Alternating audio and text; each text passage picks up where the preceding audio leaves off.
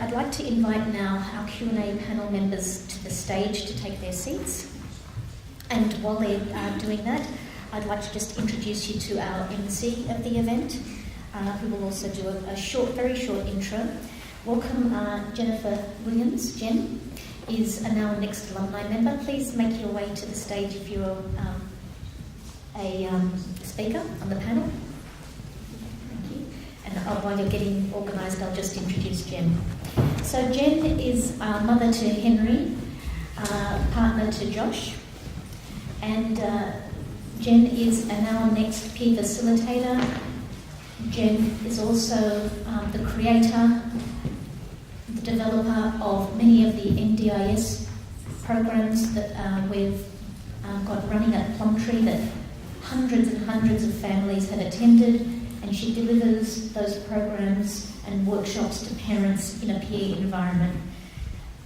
Jen has an incredible attention to detail. She's thoughtful, intelligent, and sensitive, and she's an amazing peer worker. We're blessed to have her at Plumtree working with us. Jen will be your MC for the next 1 hour, and I'd like you to join me in welcoming Jen and our international panel.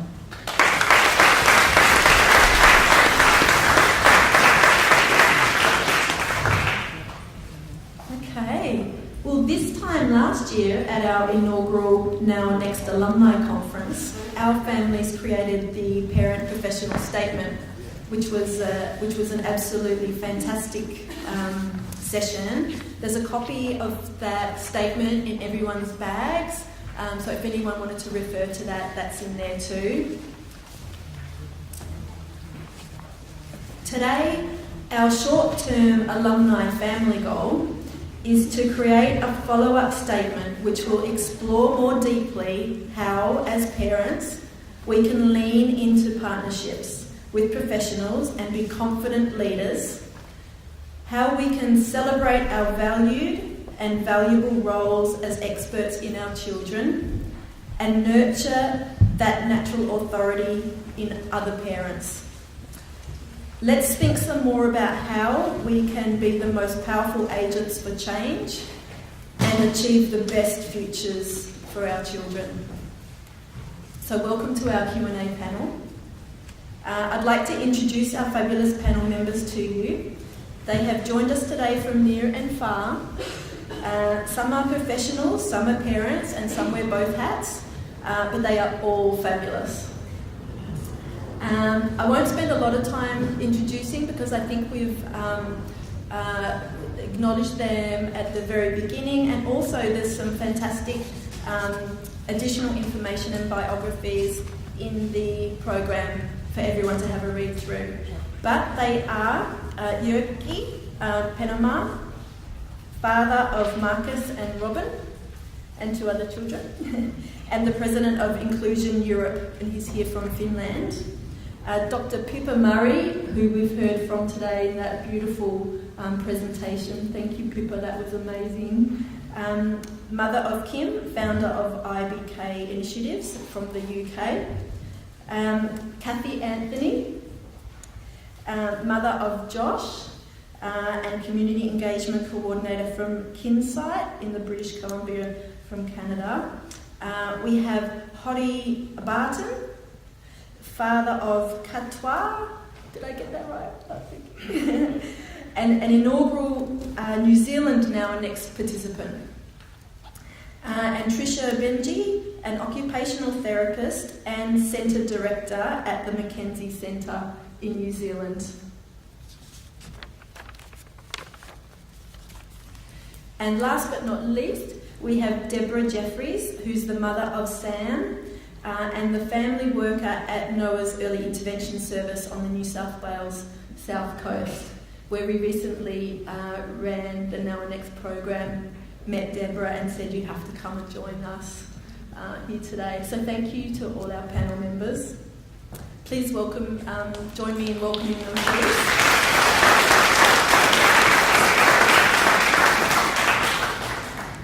So just a quick overview of the session. Firstly, the panel will answer pre-submitted questions, and then we will ask for questions from the floor.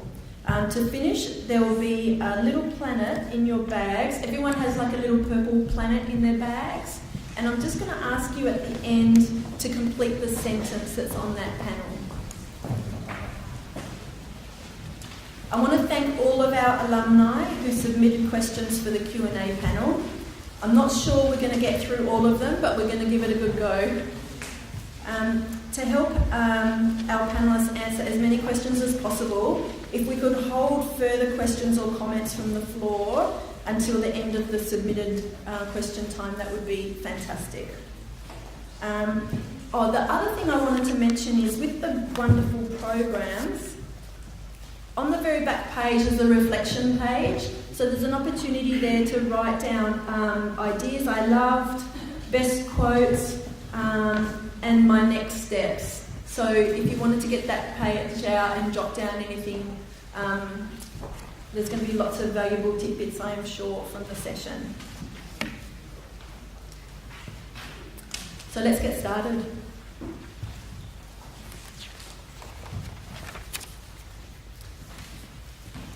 I've got a particularly long question to start with, and it's probably actually a number of questions all in together. But I was thinking if we perhaps, Kathy, I think if we could start with this one. How do parents set up the expectation that they are the leaders and assert their role in partnerships without putting professionals offside? When considering longer-term relationships like school, how do parents balance agency with burning bridges? How do parents adjust the power balance when working with professionals who've been involved since diagnosis? Do parents have successful strategies they can share?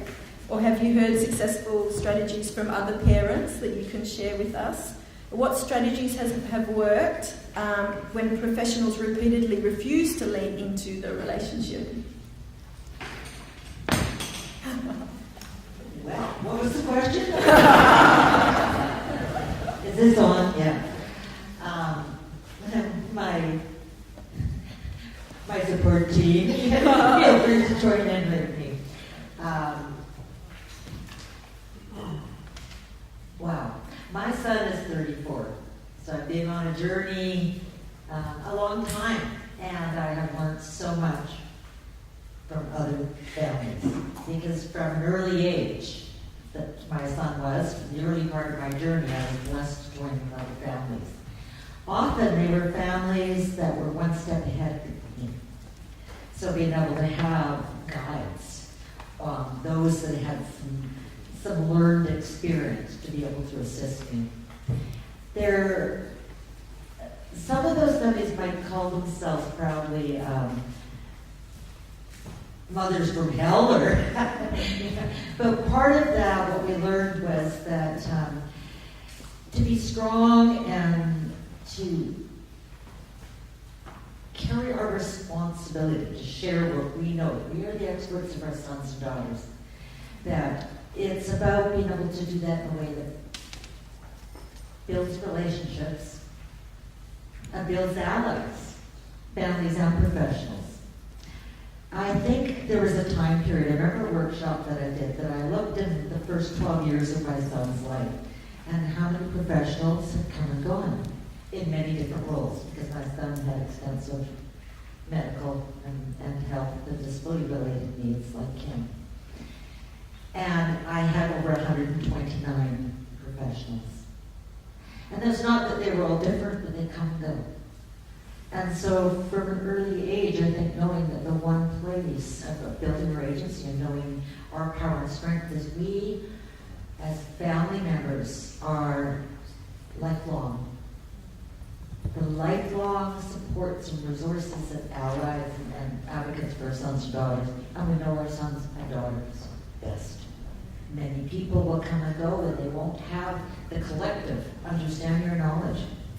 For me, I was trying to always be my son's voice, or a vehicle for his voice, without him having the ability to explain as much on his own. Knowing that I wanted people to see his gifts and his strengths, and that I would stand true to wanting the best life for him. I knew that he had so much to offer, to contribute, so it had to be from a positive frame. So in developing partnerships, what I wanted to do was share as much information as I could. I wanted to respect and value the resources that professionals brought into my life and to my sons. But then I came to a place too, when I talk about the 129 people, I began to balance and realize that you can pick and choose at different points of your life and time what is beneficial and what isn't. What else? I sort of rambled, so where did we go with the question? What else can I focus towards? With say professionals who repeatedly refuse to lean into the relationship with families, what would you suggest? For those who repeatedly refuse to lean in, to believe in my vision, to be able to support and surround our specific goals and hopes and dreams for our son. I would work, I would talk, and I would try to plant seeds. I would try to help give people time to come on board. I would share stories, the power of stories, of coming to know us as a family, me as a person, and my son as an individual.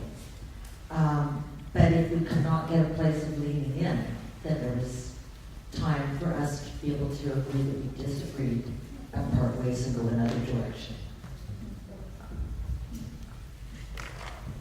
Yuki, yes, please. Yeah, I'd like to go on. My name is Yuki Pinon. I come from Finland, and I have two sons with intellectual disabilities. Markus is 31 and Robin is 27. And I have a lot of experiences, of course, with professionals during the years. You mentioned something about burning bridges, and I think it can happen, but on the other hand, I think we as parents, we are the ones who make the rules actually with the professionals also. And I think I have been a bad father. I have been a difficult father many times. I think of a situation when Markus was about 12 years old, and we went to a hospital to get a final diagnosis about his sickness, because nobody knew what he had. And they had been doing these different tests, and we had a meeting on a Monday morning with the doctor who had done these tests at 8:30 in the hospital. We came there. I was, of course, away from my job, and we had organized time to come there early, and we were there before 8:30 and started waiting. Nothing happens. Nobody comes. Clock is 9, nothing happens. Nobody comes. 9:30, still the same situation. We are wandering on the corridors, just waiting, and actually we were waiting for a death penalty because we knew there was something very wrong with him, and they had told that it can be something that kills him. 9:45, she finally comes, and I was so pissed off, I can say, angry. I was really angry. And she didn't even apologize. She just shows us into a small room with a copy machine in the room. It was not the doctor's room, it was a kind of copy room. There was no other space there. So I was so mad that I told her that this is not possible, you can't do this. And I told her we have been here since 8:30 and so on and so. And she was really like this, oh, I thought you knew, we always have this meeting on Monday mornings with other doctors. And of course I couldn't come, this is a university hospital, things like that. And I just couldn't do anything else than sit down and start listening to her. And then people came into the room, copying all the time. So we thought, come on, this is our space now. And I told her after this meeting, when we finally got the diagnosis, which was actually nothing, but we were afraid that it would be something terrible, that this can't happen another time. You have to understand that we use our own time. This is not about you. This is not about the hospital. This is about Marcus. This is his appointment, even though he's not with us now. And many years later, I bumped into the same doctor again, and she always remembers me.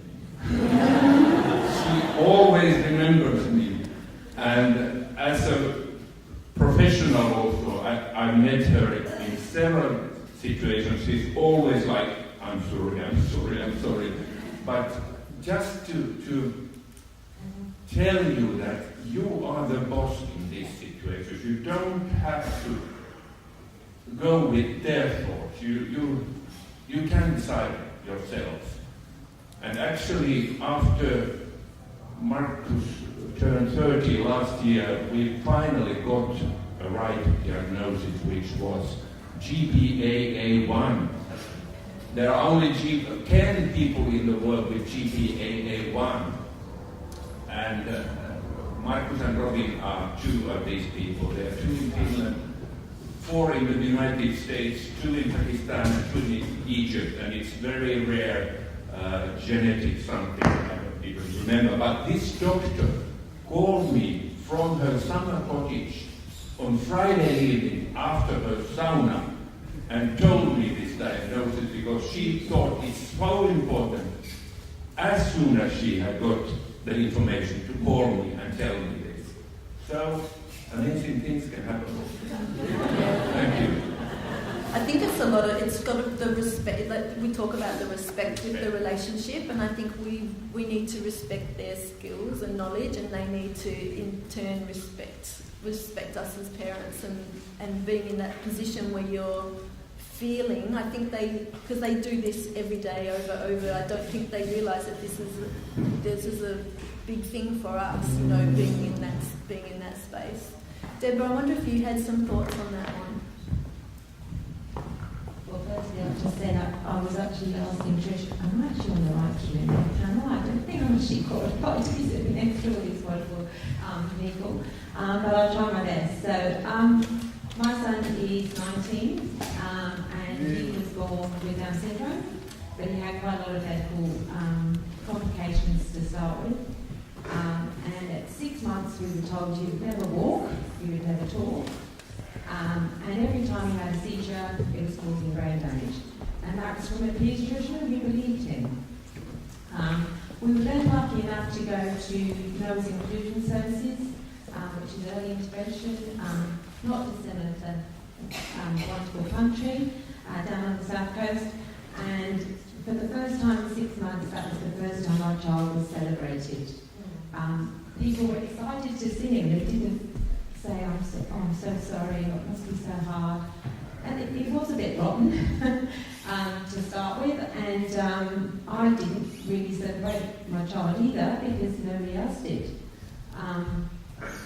So I didn't actually see a very good future for him or for myself or for my family. But by surrounding myself with people that have the right attitude, not necessarily the best qualifications, but building that community, as Pippa so eloquently explained, has been life-changing. So to the point where my son left Noah's when he was 6 to go to school, I stayed, and I'm still there. So I'm now working there, talking to families every day, helping them to sort of negotiate the maze, but more importantly, actually learning from them as well. So it's really about, I think, surrounding yourself with people who are going to give you hope, are going to celebrate your child, and they're going to see them for the unique individual people that they are, not by their diagnosis. Tricia or Marie, do you want to add something? There's plenty of other questions if Purely one. So, yeah, I'm hearing the same thing. So for me as a parent, my son is 5, my wife's son is 5, and he's on the autism spectrum. The thing is that it's your own gut feeling. You know, you have to feel it. You know whether this person is right for your child or it's going to be this person. People that we are passionate about, professionals that are in Carter's life, and they cater to his needs. You know, they see him for who he is and what he actually needs, which is the same passion that we have. You know, they're all unique, all of our children, but she treats Carter exactly the same as our other children. This is our chiropractor. And then we have Rick from the Kinsey Centre. She's exactly the same.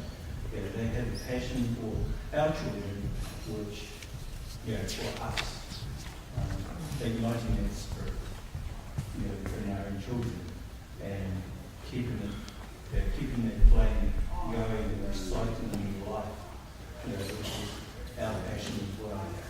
We need to keep it going for them. And for our other children, professionals, you're going to have those that don't listen. But that's their role. That's the role that they take. This is how they keep going in their own profession.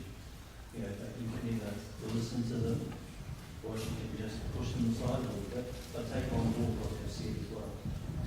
This is just one of my views that I have for it as well. Actually, Hori, while you've got the microphone, I think if we move on to the next question, what is family leadership and why should parents care about it? How do parents lead this process? How does it help parents get the best for their family? You can see we like the mega questions, so it's not just one question, it's like a little grouping. Let me ask this question. For all of you who are parents, put up your hands. For all of you that are professionals, put up your hands. I put my hand up for a professional because I should be the leader, in my family. I find myself the patriarch of my family. Alongside my beautiful wife there, we work as a team. We're a leadership for the same passion that we have for all of our children. I have 7 children. They range from 1-year-old to 5. So, and there's 7 children, so they spread over most of them about 5 years gap between each other.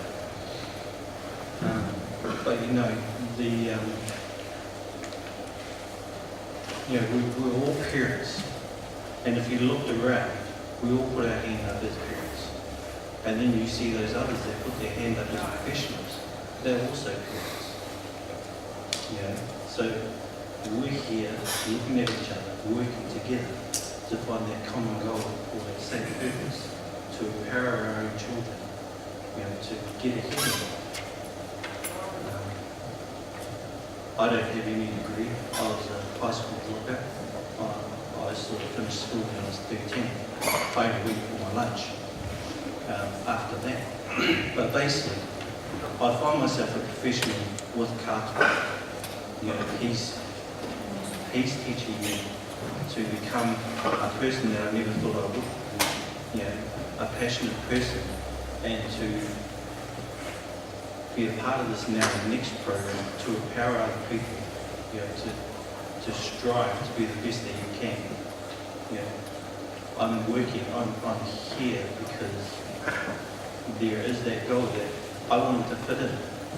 I always thought I need him to fit in with everyone else, but that's not the thing. The thing is that the world needs to fit into his environment. Yeah, we all need to see our children and how can this world tweak a little bit so that so that everyone else can fit in with what he needs. Yeah, as well. I always remember Anik talking about herself as the CEO of her family. Yeah. Is there anyone else that would like to comment?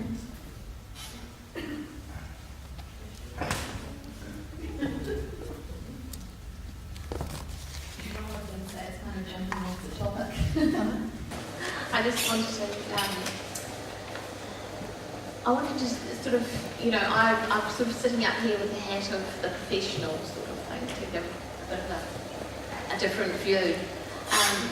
And that I think it's really important to remember that as professionals, we've actually chosen, this has been a choice. Our job is our choice, and many of us are extremely passionate about it. I think sometimes we get it wrong, because basically we're just people, just like sometimes everybody gets it wrong. But our real passion is that we're there. That's why people like Silvana cried and I cried, because we're very passionate about you as parents. We want you and your children to have the best lives. That's why we're here. So I always think, and it's the kind of things we talk about at Mackenzie Centre, to think what Gordy says is that I have a certain expertise, but you have all this expertise, and if we add what I know to what you know, then you are going to get much better outcomes for your children. And that's what we want. So I think there are some people who get it very wrong, but the way that you parents model to us and explain to us about what we need is really important, because that person did not stay in the same place. And so how you model to us is really important, because we aren't mind readers. Sometimes we forget that in our busy day there is 20 people we're meeting, but your one person is the most important person to you. And we need to reflect that in her time. And you can make sure that we are accountable for that.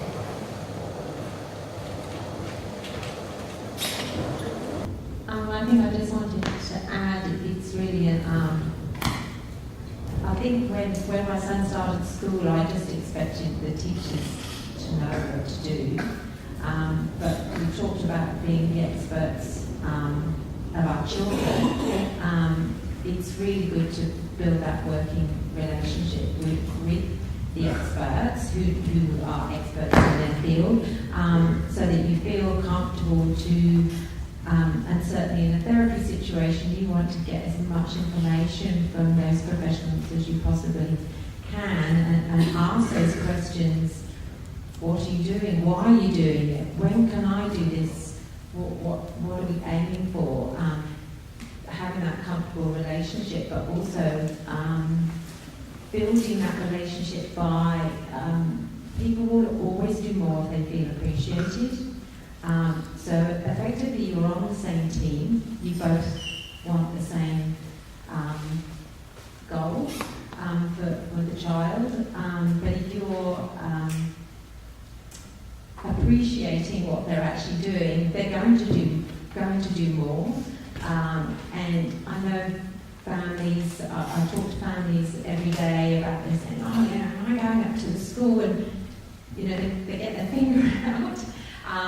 And I think that's really important to even if things aren't going right, is to firstly appreciate all the good stuff first, and you're going to get a lot more from that relationship if people feel that you're on the same team, because that's really why you're not fighting against each other. You both want what is best for your child. That's a really good point too, because I've recently been to a workshop with a different organisation and they talk about, oh, you've got to get yourself revved up and you've got to go in there and you've got to fight for what you want, and it's very combative. And I'm not sure that that's necessarily, that's not partnering, is it? Like, you want to be leaning in and working with and to get them both, the best out of both sides of that relationship, I feel. So that's a very good point about people who go in kind of aggressively, perhaps not the right approach, although sometimes it is required and called for. And sometimes I think of what people said the other day with the psychic slap. Sometimes I think, oh, just a little psychic slap, that's great. Did anyone else have a comment, or should we move on to the next question? Oh, sorry, thank you. I just wanted to add that a long time ago, when Marcus was very small, I was asked to come to a hospital and, as a father, tell to professionals. The question was actually that should parents to disabled children be treated differently in a hospital? And I was thinking about this question a long time. My first instinctive answer was that of course they should. But then I thought that everybody should actually be treated individually in the hospital. And that's why I also wanted to tell you the story earlier, that it's very important that you show who you are, where you come from, so that the professionals can, with their profession, then judge you in a way, and they know who you are, how you are. Because we all have our histories, of course. We all come from different circumstances, and we are not alike with people. We are individuals. And that's why it's very important that you can show from the beginning which kind of individual you are. And that helps you build the relationship also to professionals. And I've always said, and what you see is what you get in me, because I'm very open. I want to express myself from the beginning. I want to say how I think of things, and I don't know how people think of me, but I think I'm easy to come along with. I just wanted to quickly say that what I think family leadership is family leadership is pride. It is having a voice. It is being actively involved and out there. It's being mentors and teachers to help change and give people information and to help change perceptions. Family leadership is helping one another. And it's about helping professionals, I think, to understand our experience and point of view. It's about living with integrity. And let's say pride. It's about being honest, but also just shining your brightness of love and commitment and passion for your son and daughter, and for each other's sons and daughters, for all people. That to me is what leadership is. And that's what we have responsibilities in our roles as leaders to help make a difference and help shine a light on the beauty of our families. Just hold the mic, and we'll go on to the next question. So, families as leaders, we need to invest in ourselves and not just our children. Parents typically believe it's the professional who has the solutions, but while they play an important role, obviously, how do we get parents to invest in themselves and increase their own skills rather than pay for direct services. What are some of the best ways you've heard of parents doing this? Is that a question that you would like to?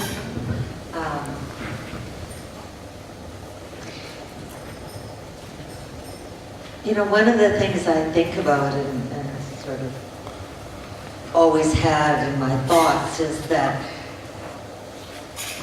if I lived life thinking that the only way of ensuring the best for my son was through having professional services,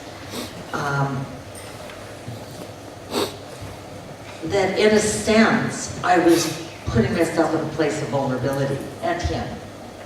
Where I live, we have wait lists for services. Where I live, sometimes I see families who want to have early intervention therapies, but then when you move through the transition of ages, stages, and service systems, those therapies change. And families can feel devastated and angry that they don't have enough or that they've lost something.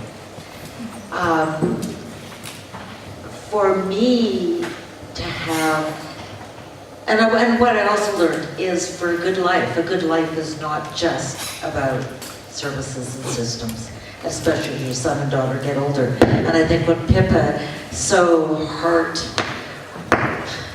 heartwarmingly moved my heart in talking about community and the gifts that our children have if we have the courage and the power to share them. That was something that I had to learn too. By sharing my son, he had a way of contributing to this world and making a difference. So it's a real balance, I think, and to live a good life and a life of quality is not always about having a full-time service and paid. And services can change in terms of wins or what's available with funding. So the more power we have in having a basket of resources and seeing ourselves as assets too, to be able to ensure that we have learned that what we can give to our sons and daughters. I remember a quick story from my son. We would try to get him into therapeutic horseback riding. I thought it was good, like physio and movement. And it was a special horseback riding because it was for people with disabilities. But you know what's funny is my son never was eligible because he had uncontrolled seizures. So he was a risk. So my son couldn't even get the therapy that was meant for people with disabilities. But I remember our family and the focus on trying to invest something in the balance for our family and having a real family life. That took me time. To have life as a family that was fun, that was regular and real. We went to a dude ranch up north in BC, cabin and horseback riding. And I can remember being on a horse with my son held in front of me, riding through the woods of a birch grove. And I remember in my heart and mind, I thought, this is therapeutic riding.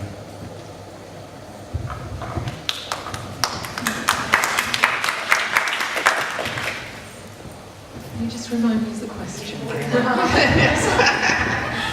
So it's about families investing in themselves, as well as the investment that we normally is the first investment that we make for our children, but then investing in ourselves as well, and what parents can do. I would echo what Kathy has been saying. I remember at one point when King was quite little, a speech and language therapist coming to our house and to give us some help. And she left saying, "I cannot help your son because he doesn't talk."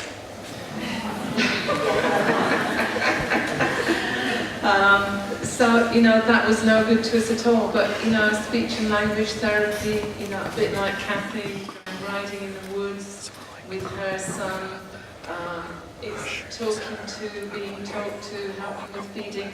Some of this stuff we know. We know it as parents. It is ordinary parenting. But again, our culture and that kind of the negative messages that we get, and the system that is set up has been set up on a negative model. So I think some of the stuff as families is reclaiming that, and just as Kathy said, I hate, one of my personal pet hates, although I have used them from time to time, is sensory rooms. We get, in the UK, we get thousands of pounds spent on fitting little cupboards out, and then they get called sensory rooms. You know, bits of foam, the odd little bit of fairy lights, and I think, let's go and sit under the trees. Let's watch the sun dapple through the trees. Let's find our own spaces. So we do need some of these expert skills. We need them, but it's, again, that balance. We need those experts to be showing us how we get that in everyday life and not making it this special, right, you come for therapy for an hour a week. Yeah, I'd love to come and see you for an hour a week, but in that hour, show me the techniques I need to use, but also tell me where I can use them, how I can use them in a very natural, normal way.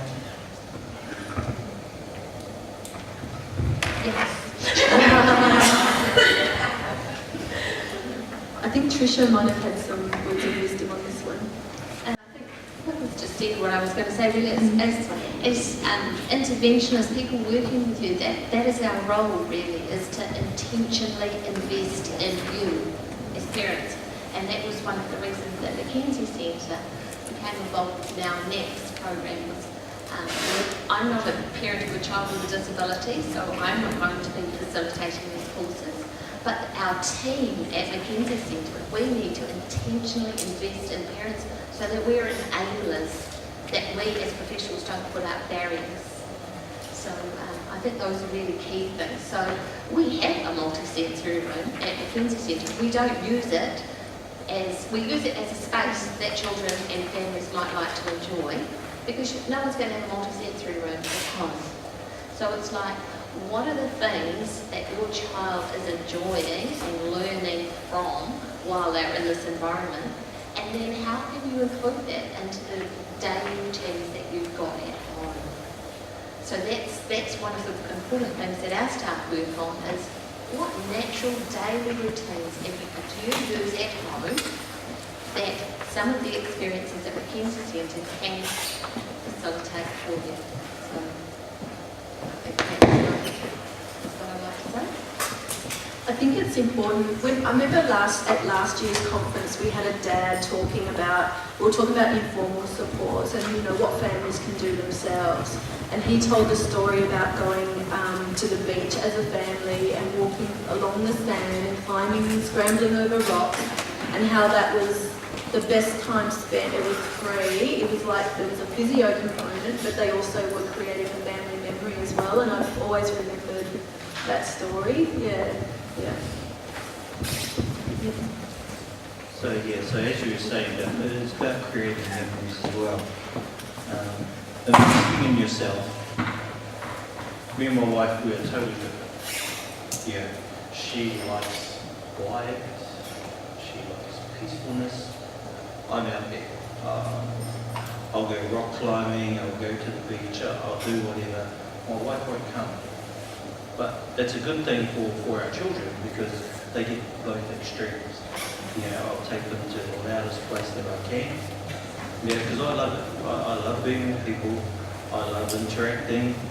And when they're with my wife, they get that quiet time. You know, they do get that balance of, you know, the quality of life. You know, my son likes his quiet times. He also loves rock climbing. He doesn't like being around people, so we can only do that for maybe an hour, and then he's over it. My other kids just want to keep on going. We will adjust as well. Yeah, and then when my wife wants to, just chill out, it's like, can I go somewhere else? Yeah, and then the kids enjoy it too. They enjoy that quiet time. They enjoy reading a book and just things like that. So it's about finding that balance within yourself. You have partners, it's about finding that balance with each other. The developing thing is you're each having, you're filling your own souls, your balance. investing to yourselves. Actually, Kathy just said it, take care of yourself. I think that's very important. And also with the professional help you can bring to your home and to everyday situations, as Pippa has told you. But also, I remember many times when we feel ourselves exhausted, because our sons also have epilepsy both, and the seizures come and go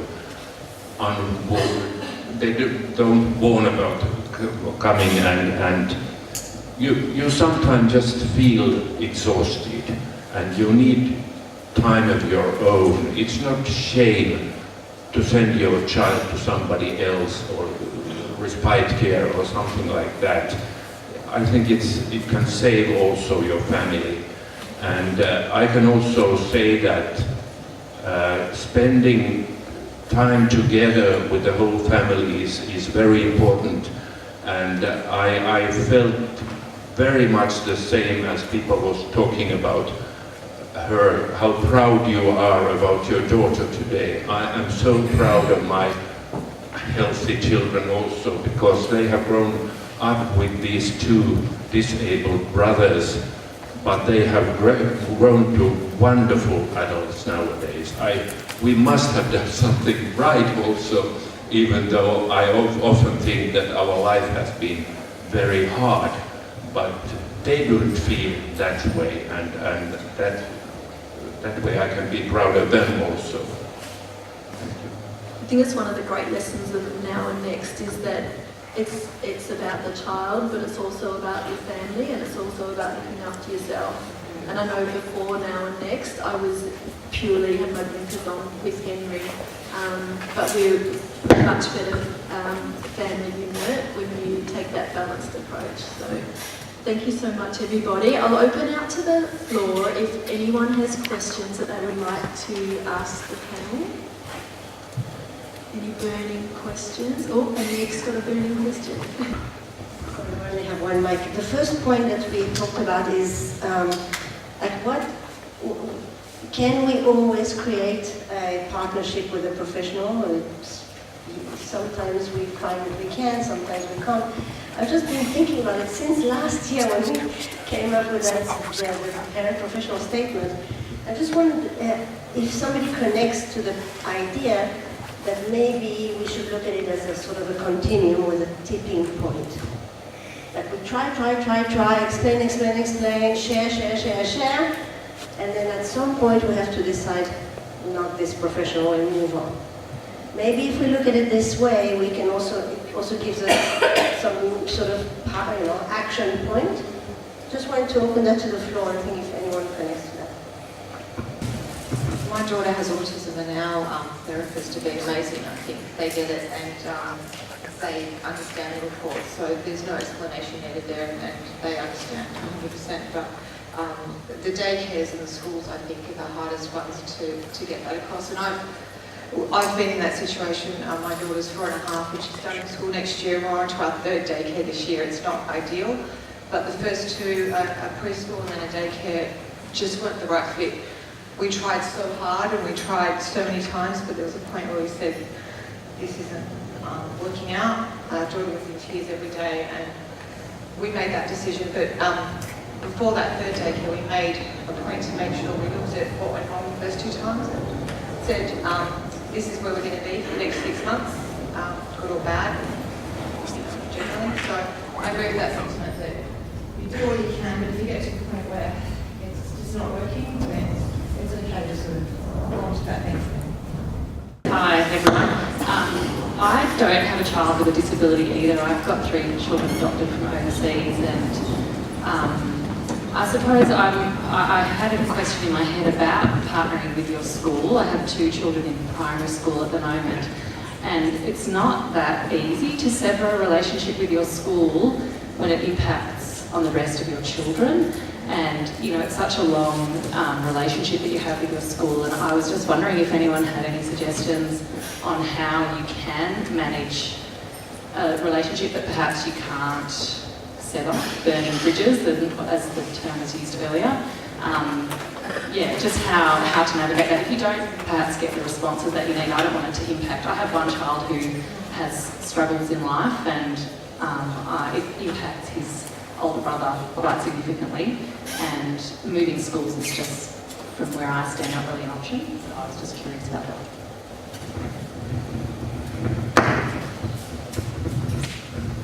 I think that's a wonderful thing to talk about. I just wanted to kind of backtrack a bit to what Anik was saying. My thought was that the giving your best and trying to work with a professional as much as you can, and then getting to that tipping point. Everyone is going to be different with what amount of energy they can put forward in trying to work with that professional. And if the amount of energy that you have is all of 1 hour with them trying to convince them that you are the leading expert in your child, and you want their help and their skills and their abilities to be a part of your network and your team that works to help your child reach their potential as that greater mighty oak. If all you have is 1 hour of energy to give to that person to see if they're going to join the team, then be content and happy with that. That's all you can give, and if they're not going to jump on board, then that's okay. They're not the right person to be in your child's team, and someone is out there and they are the right person for your child. And go with confidence that you can find them, that they will enter your life somehow, and and move on. Don't keep going thinking that you need to burn yourself out trying to get these people onto your child's team, because we now live in a day where there are plenty of professionals out there. Even if it may seem scarce, there are plenty out there. Sometimes we need to move on a bit faster than what we realise. And for those Australians with us, I know we talk about the NDIS and choice and control, and now that sits with us and our children with the funding sitting with us rather than the organisation. So we have choice and control. Yeah. Hi, I'm a mum of a 17-year-old boy with quite severe disabilities, but just on the, I don't know who was mentioning about the school, sometimes you're in a situation where you can't burn the bridge. And I was thinking about right leadership, as being mentioned, working with professionals. I think some of it is modelling how much you value your child. So then I'd be using the siblings for saying how much the sibling is valuing the child, so that the message is coming from all directions, not just a tiger mother, of how much this child is valued. Listening. So I sometimes think listening, showing listening to professional too, because I want to be listened to. So if I don't model that I listen to them, what's it like for them, what's their waiting list like, what's their constraints, by listening, that's not saying I'm not going to work on that, but I'm modelling to them. So if I've done all of that, and where we're in that same situation where our child's school, I feel, has just really let us down big time, but we can't walk away from that resource where it's at. So it's a bit like what Peter said, why am I in this mentality that what the goals I'm wanting from my son has to be coming from that classroom, from that suburb, from that school? So what I've done is focused on, I think someone else said, what's the good things that that professional in that school does. So they do bring this, he does get this, he is kept safe, all those protocols around co-actioners and all that. So he has got that, but those other goals that we wanted, and we've just battered our head against the wall. And finally, instead of me getting so angst, my husband turned around and said, why are we expecting that? Just let's accept and keep a great relationship with the school of what they can give, and let's get off our butt, start looking beyond the square. And so luckily, and we've come from a hunter, so we've been in the NDIS for a while, but we can tap into those resources. So his actual school day, in our minds, starts at 3 o'clock. when he gets off the bus now. And so we've reintroduced that, and it's the only way we can cope, but in a way, it's probably the best way. And we don't burn the bridge. You know what I mean? So we're still part of the school community. Time for another question from Jackie. I think we've got time for one more question. One or two? Oh, two more questions.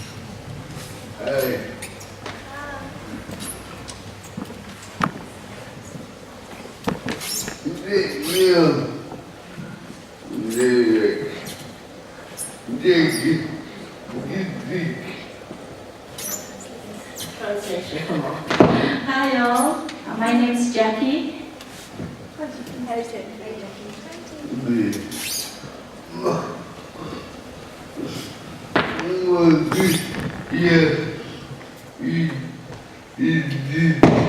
I came from Mongolia.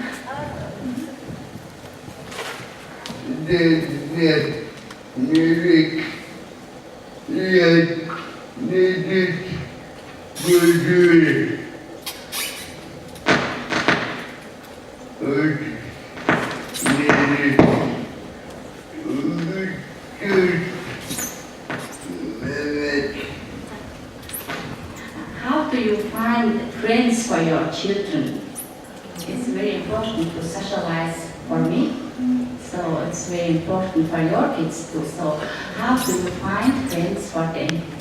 Is that How do you find friends for your children? yeah.